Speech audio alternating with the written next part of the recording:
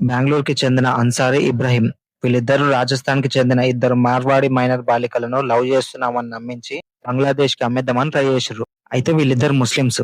ఇన్‌స్టాగ్రామ్‌లో హిందూస్ పేరు పెట్టుకొని అమ్మాయిలతో మాట్లాడి మాయమాటలు చెప్పి ట్రాప్ చేసి 7-10 లక్షలకు బంగ్లాదేశ్‌కి, కోల్కతాకి అమ్మేస్తారు. సేమ్ వీళ్ళని కూడా అలానే అమ్మేద్దామని బెంగళూరుకి తీసుకెళ్తుంటే రైల్వే ప్రొటెక్షన్ ఫోర్స్ వాళ్ళు గుర్తుపట్టి వెంబడించారు. మొదటి వాడు తప్పించుకోబోతూ ఫోన్ ని ట్రైన్ లో నుంచి బయటకు పడేసిండు. పోలీసులు వాడిని ఫోన్ ని పట్టుకొని లొకేషన్ ద్వారా రెండో వాడిని కూడా అహ్మదాబాద్ లో పట్టుకున్నారు. అయితే వీళ్ళిద్దరు ఏం చెప్తారంటే వీళ్ళు ఇంతకు ముందు కూడా దాదాపు 5-10 మంది దగ్గర అమ్మాయిలను అమ్మేసిరని, అలాగే సేమ్ వీళ్ళని కూడా అమ్మేనికే తీసుకెళ్తారు అని చెప్పిండు. సో అందుకే అమ్మాయిలు ఇలాంటి వాళ్ళ ట్రాప్స్ లో పడకండి. రోజు ఇలాంటి ఇన్సిడెంట్స్ చూస్తూనే ఉన్నారు. కేరళ స్టోరీస్ అని చాలా మూవీస్ వచ్చాయి. వాటినైనా చూస్తూ జాగ్రత్త పడండి. లేకపోతే రేపటి రోజున మీరు కూడా బంగ్లాదేశ్ లో గానీ, పాకిస్తాన్ లో గానీ ఉంటారు.